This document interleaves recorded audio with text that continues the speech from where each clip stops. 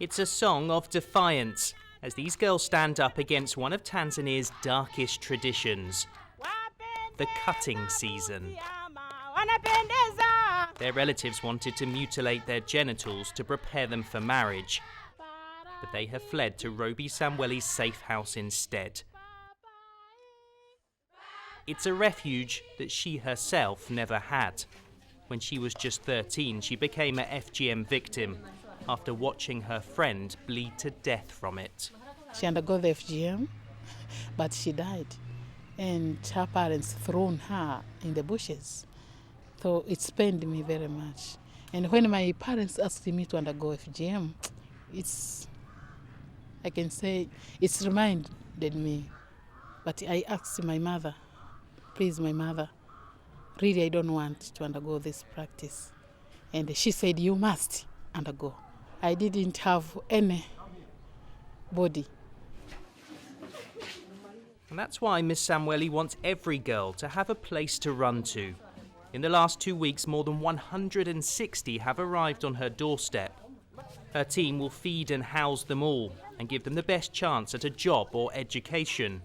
But to get here, they have had to flee their own families. At home, they were forcing me to get mutilated so that I can get married.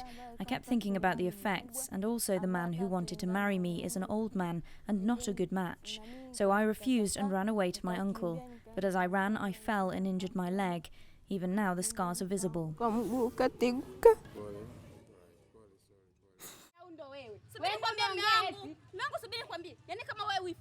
FGM remains illegal in Tanzania, but some tribes still practice it. It is considered a rite of passage from when a girl becomes a woman, and it is normally followed by early marriage. Parents want their girls to have FGM because they can fetch a higher value for them when they're married off, often as young as 13 years old. For the girls, though, it's lose-lose. If they survive the mutilation, they often suffer lifelong complications. And if they don't, in some tribes, their bodies are simply abandoned in the wild. And the parents often don't believe that's wrong. And that is how one former cutter claims she was able to cut more than 700 girls in just a day, using only a few razor blades.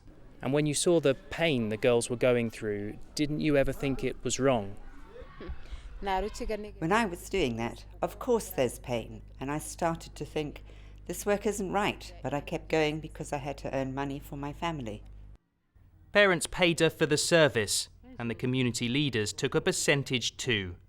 They are payments based on pain, and the commodity is the future of young girls. But Ms. Samweli's team has a different vision. The local government, church and social workers all work together to change parents' attitudes. And they're made to sign affidavits to make sure their daughters remain safe when they return. As for the girls, they have had to run from the only world they have ever known. Many are scared and scarred. But in the backs of their minds is the faintest of hopes that one day they may just be able to finish school.